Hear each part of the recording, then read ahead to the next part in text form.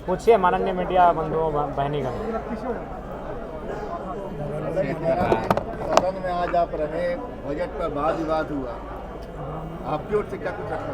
देखिए, चूँकि आज हमें समय अवसर नहीं मिला, हमें अपने बातों को रखने का अवसर कल दिया जाएगा। और जहाँ तक बजट का प्रश्न है, निसंदेह विगत वर्ष की तुलना में इस बार का बजट में बढ़ोतरी हुआ है, लेकिन प्रश्न यही है कि बजट तो पारित हो जाते हैं, बजट सुनने में, पढ़ने में, लोगों को बताने में भी बहुत अच्छा लगता है, लेकिन धरातल और सच्चाई में विगत 25 वर्षों के बजट का अध्ययन करके आया हूँ। इस बार का व्यय चूँकि अभी तक प्राप्त नहीं हुआ है, 2023-24 में कुल योग था 1,41,498 करोड़, जिसमें खर्च किया गया था 1,07,920 करोड़।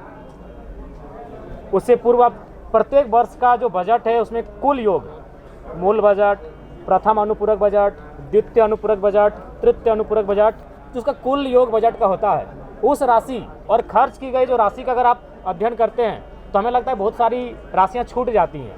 तो सवाल ये होता है कि विधायिका यानी माननीय वित्त मंत्री महोदय, सरकार का बजट विधायिका के माध्यम से पारित तो हो जाता है, लेकिन कार्यपालिका अपनी शक्तियों का वास्तविक रूप से निर्वहन ठीक से नहीं कर पाने के कारण इस बार भी जो विगत वर्ष है वित्तीय, उसमें मात्र 65% हम लोग खर्च कर पाए हैं, जो कि काफ़ी चिंताजनक विषय है।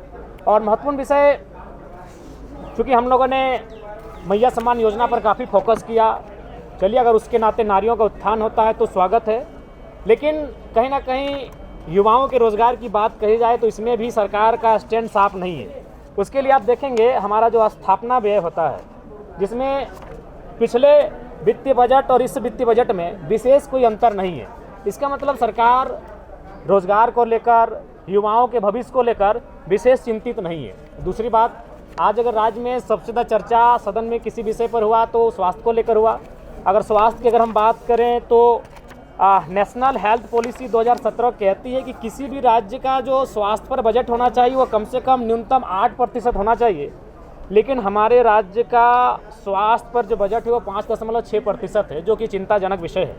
मैं आपके माध्यम से, लोकतंत्र के चौथे स्तंभ के माध्यम से सर्वप्रथम माननीय स्वास्थ्य मंत्री को ये संदेश दूंगा कि वो सबसे पहले प्रयास ये करे कि रिम्स के तर्ज पर, क्योंकि आज के दौर में रिम्स का वजन काफ़ी ज़्यादा हो चुका है, रिम्स के तर्ज पर कम से कम प्रत्येक प्रमंडल में एक एक अस्पताल का निर्माण हो, ये मैं स्वास्थ्य मंत्री को आपके माध्यम से संदेश देना चाहूँगा। और बिल्कुल स्वास्थ्य के बजट में कहीं ना कहीं कटौती है, जो कि नेशनल हेल्थ पॉलिसी 2017 भी कहती है कम से कम न्यूनतम 8% होना चाहिए, जो कि हमारी सरकार उस दिशा में फॉलो नहीं कर रही है। पेंशन, वृद्धा पेंशन और विधवा पेंशन का महिमा मंडन कर रहे थे और वो राशि जो गिना रहे थे 1,449 करोड़, अगर एक बार में इस राशि को सुनेंगे तो बड़ा बृहद लगेगा कि 1,449 करोड़ 26 लाख बहुत बड़ी राशि है, लेकिन इस फिर ये कह रहे हैं कि 12 लाख लोगों को पेंशन दिया जाएगा। तो मान के चलिए उस राशि को अगर हम 12 लाख से डिवाइड करते हैं तो रिजल्ट आता है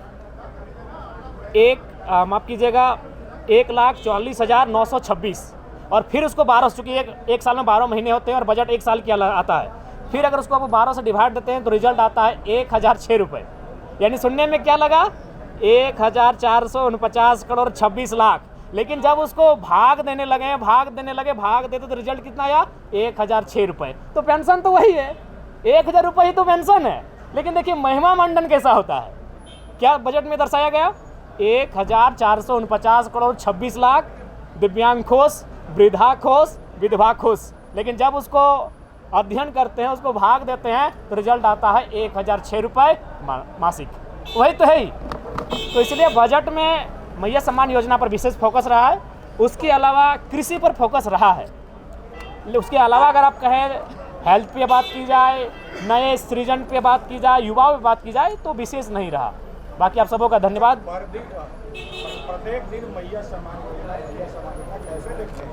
देखिए, हमें लगता है ये राज्य को विशेष दिन ये योजना टिक नहीं पाएगी, क्योंकि इसी बार के बजट में देखिए और पिछले बजट में जाके देखिए, मैया सम्मान की योजना की राशि को जिस विभाग के माध्यम से सुपुर्द किया जाएगा बहुत ज़्यादा उछाल आया है परसेंटेज में।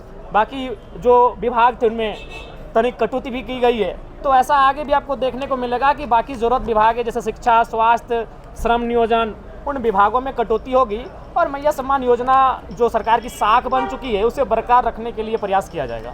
धन्यवाद। सरकार लगातार ओवरऑल अपना रही है इस बजट में। देखिए, ओवरऑल हम भी यही कहेंगे, जब तक आपकी कार्यपालिका क्रियान्वयन ठीक से नहीं कराएगी कार्यों का, तब तक आप कितना भी पीठ थपथपा ले कोई फर्क नहीं पड़ेगा। जैसे उदाहरण के लिए यहाँ सैकड़ों चेक डैम बनाने की बात कही गई है।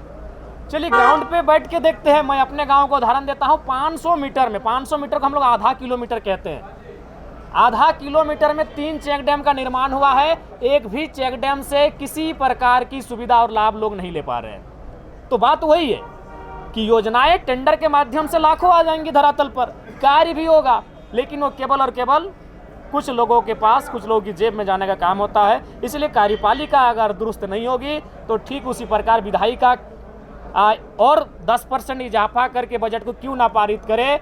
जब खर्च आपको 65% ही करना है तो फिर महिमा मंडन करने की कोई आवश्यकता नहीं है।